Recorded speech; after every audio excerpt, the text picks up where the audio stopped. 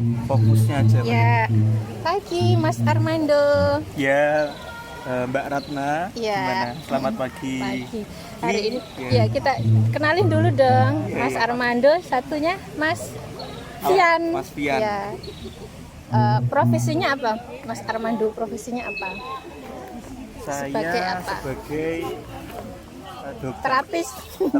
dokter Ya, ya. dokter di puskesmas ya. Cuman karena kita di luar pekerjaan, jadi kita ya manggilnya yang familiar aja. Ya, kita bincang-bincang ini kalau di sini kita bincang-bincangnya tentang relax ya, yang relax. Menurut Mas Armando, gaya hidup yang sehat itu seperti apa sih? Gaya hidup sehat ya. Ya. Kita harus memaknai sehat dulu ya. Sehat itu kalau berdasarkan WHO ya, itu tidak hanya sehat secara fisik, tapi sehat juga secara psikologis atau mental health. Kalau anak-anak sekarang, generasi sekarang bilangnya mental health. Mental health. Ya. Kalau menurut Mas Fian apa? Mas Fian, monggo. Sehat itu menurut Mas Fian apa? Seimbang. Seimbang ya. Seimbang. Seimbang antara kesehatan fisik, mental, dan sosial. oh iya. Berarti kalau menurut Mas Armando, sehat itu fisik dan mental. Kalau Mas Fian bilangnya tidak hanya fisik dan mental, tapi juga sosial juga ya. Oke. Terus kalau itu kan artinya sehat. Kalau gaya hidup sehat. Kalau Kayak gaya apa? hidup sehat, Mm-mm. izin Mbak Ratna, Mm-mm. saya gaya hidup adalah suatu kebiasaan ya, suatu yang kita terus lakukan Mm-mm. dan sudah menjadi suatu kebiasaan hidup. Mm-mm. Kalau menurut Mas Arman apa? Gaya hidup sehat itu? Gaya hidup sehat apa ya? Kalau menurut saya gaya hidup sehat itu pola hidup yang menjaga keseimbangan ya, antara kebutuhan dan juga tanggung jawab. Pasti itu ada, dua-duanya berjalan. Nah itu apabila bisa menjaga keseimbangan, nah, itu dinamakan sehat. Contoh misalnya, kewajiban kita bekerja, tapi kebutuhan kita adalah olahraga misalnya 30 menit setiap kali olahraga, seminggu 3 kali sampai 4 kali, itu kan kebutuhan. Oke. Nah, kita bisa menjaga kebutuhan, kemudian kewajiban, bahkan juga haknya apa? Haknya kita jalan-jalan misalnya, healing. Gitu Nah, ya. itu juga. Ternyata healing itu hak. Iya, hak ya. Hak. Jadi itu dinamakan pola gaya hidup sehat. Oke, sip. Kalau menurut saya. Terus kalau misalkan resikonya kalau kita tidak mempunyai kedisiplinan untuk bergaya hidup sehat, apa resikonya? Apa Mas Fian? Resikonya Mas Fian. Resikonya kalau kita nggak mempunyai gaya hidup sehat. Sehat. Ya, berarti kita kebiasaan yang tidak sehat. Apa tuh? Kita kurang sosialisasi, ya, kayak kurang mengatur pola makan. Oke. Berarti ada masalah ya antara fisik, mental, dan sosial juga ada masalah itu ya. Ada ketidakseimbangan. Jika Oke. Kalau menurut Mas Arman, untuk apa Bu? ini tadi resikonya kalau nggak mempunyai gaya Kalau hidup sehat. tidak gaya hidup sehat, ya tentu yang terjadi adalah ya terjadi gangguan ya dalam aktivitas dan kehidupan kita ya. Contoh misalnya gangguan yang pertama adalah dari sisi kesehatan. Ya, kita tidak bisa hidup sehat.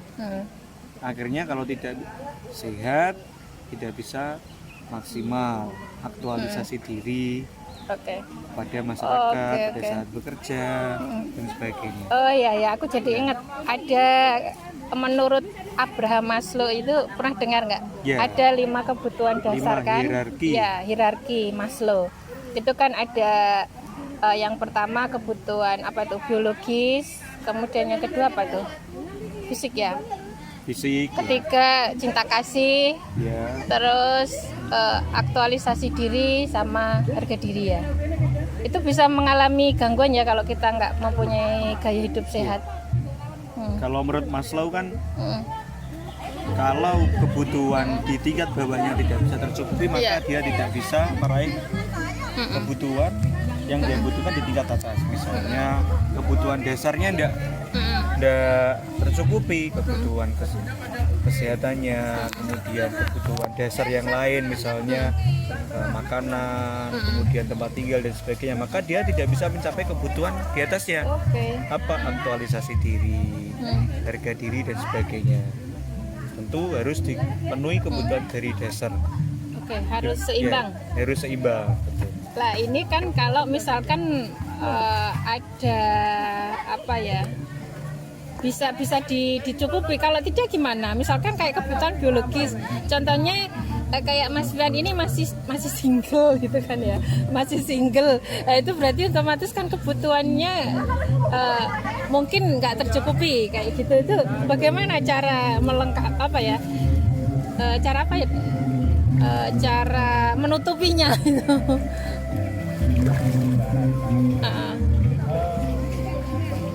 Ya kita harus selalu berpikir positif.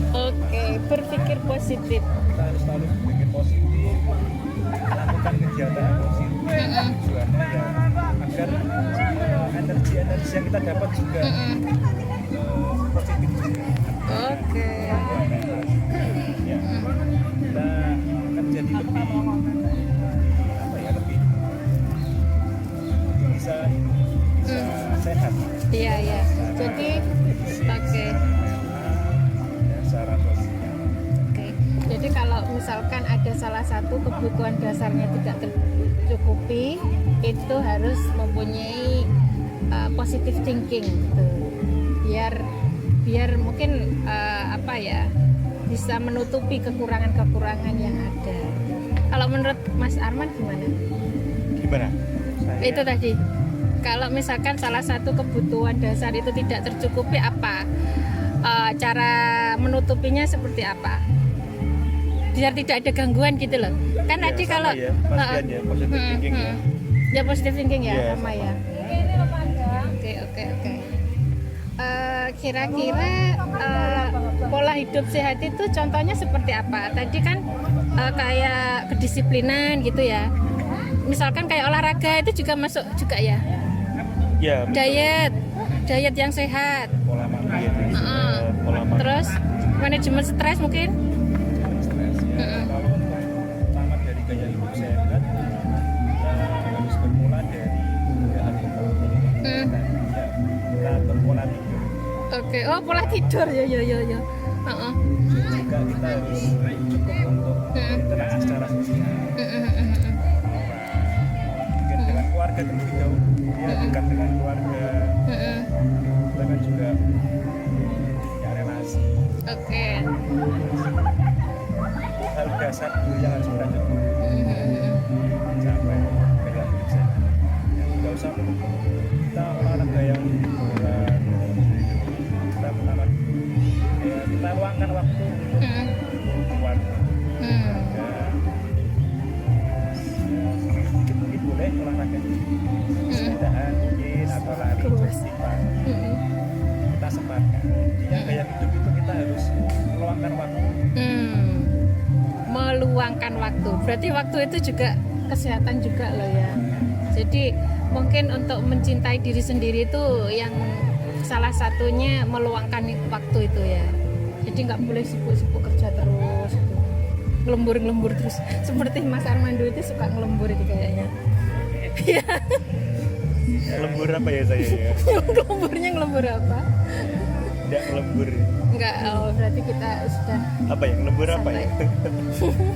Ngelemburnya kalau ngelemburnya healing nggak apa-apa. Ngelemburnya healing. Iya, ngelembur healing nggak apa-apa. Kalau ngelembur pekerjaan ya harus diatur lah. Gitu. Ya, apa sarannya supaya teman-teman ini belum memperkenalkan ya. Ini channel saya relaksasi keberlimpahan. Jadi isinya itu yang mengajarkan yang bisa rileks, yang berlimpah, yang happy kayak gitu, Mas Arman. Sarannya apa untuk sobat-sobat relaksasi keberlimpahan supaya kita bisa happy? Apa ya? Kalau menurut saya bersyukur aja ya. Bersyukur. Banyak bersyukur ya. Gratitude. Ya. Kedua, kadang kita harus banyak menyadari bahwa di kehidupan kita ini ada dua hal.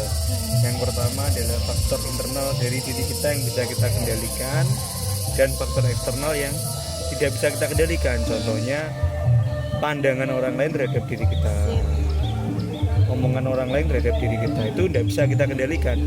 Nah, kalau sesuatu hal yang tidak bisa kita kendalikan, ya kita tidak perlu berupaya dan berusaha untuk mengendalikan, karena pasti tidak akan bisa dikendalikan. Sesuai motonya relaksasi keberlimpahan ini. Karena ya banyak orang itu berlaku dan bersikap untuk mengendalikan pandangan dan pikiran orang lain terhadap dirinya.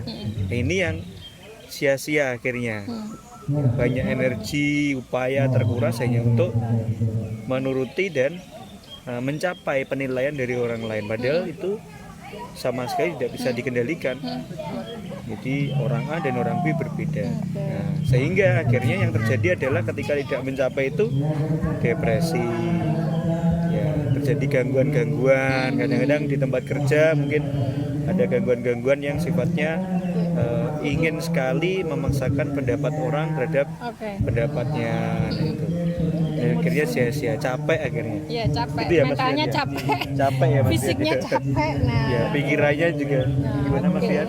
Udah capek kalau banyak pikiran. Iya, sependapat. Sebenarnya aku melihat itu Mas Arman ini juga spiritualis, tapi terselubung spiritualisnya. Makanya bisa bicara seperti ini. Nanti lain waktu saya akan mengorek lagi seperti apa sih perjalanan hidupnya, gitu ya. Berbahaya ini. Dikorek terus ini. Korek terus. Untuk kali ini cukup sekian dulu karena kita akan melanjutkan perjalanan di sumber air apa tadi? Cakarsi. Nah, ini kita berada di Sumber Njiput Kediri ya. Sumber Njiput Kediri. Ini sebenarnya dulu juga tempat sakral ini, tapi nanti mungkin lain waktu kita bahas sejarahnya Sumber Njiput ini. Oke? Jumpa lagi lain kesempatan. Gimana Bu?